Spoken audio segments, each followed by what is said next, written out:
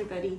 Welcome back to the channel. I thought today I would do another little what I eat in a day type of thing. I know the last time I did a what I eat in a day video, which was last year, I talked a lot about how it's okay if what you eat and how much you eat and what kinds of foods you eat is different every day. There's no like one right way that you should eat every single day of your life, and you should never like pull one what I eat in a day video and make that the way you eat for the rest of your life. Brig is here right on cue.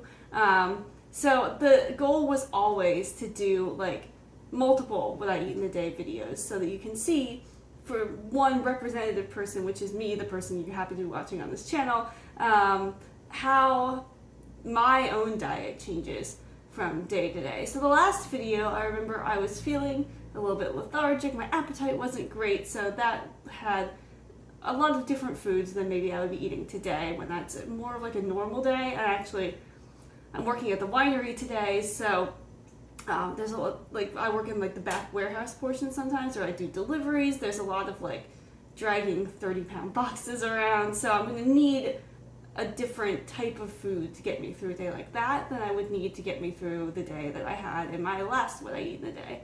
So today I have for breakfast, I have this chai latte from a mix that I got a sample of a while back and I really loved it, and then this week I decided I wanted to order more, so I got that. And I have a glass of water because I always wake up very dehydrated. And then normally I would have something savory like breakfast tacos for breakfast, but today I really just wanted plain yogurt and granola. This is a cinnamon granola and some maple syrup as my breakfast, and that'll be enough to get me through until my snacks. I'm trying to have smaller meals today, but more frequent, so there will be a snack coming up. Alright everybody, it is a very cold 15 degrees Fahrenheit here in Maryland right now. I'm about to head out on a delivery shift for the winery, and I'm feeling a little bit hungry. It's about 10:45, so before I go, I'm going to have a few roasted almonds, and then I'm going to head out on my delivery shift. So let's see what happens. So now we flash forward to me after work. I'm in my PJs. I don't know about you, but one of the best things after a long work day is getting home and getting in your PJs at like 5:30 p.m. So that's what I'm doing. I wasn't able to film my lunch. I had a kind of different plan for lunch. I was about to say Brig is about to come in here. She's about to get fed in like half an hour, so she's now militating for food. But I was going to go to Cava for lunch, which is a Mediterranean restaurant in the county where I grew up, because I thought I was making a delivery for work at the same shopping center where there was a Cava. It turned out I had the wrong shopping center and there was no Cava there, so I didn't get that for lunch, but I also had brought like a secondary lunch that was pretty light. It was just two little like chicken salad wraps, just chicken salad inside a tortilla, and so I had those, but I literally was like eating them at stoplights while I was driving, so was not able to film that for you, and I was bummed because I didn't get to go to Cava. And of course, because I had such a light lunch, by the time I got home, I was feeling pretty hungry. So what I'm having right now as like a late lunch, early first dinner is this, which is some tofu, sag, and rice that I made yesterday for dinner, so some leftovers. And then I just made some plain hot water.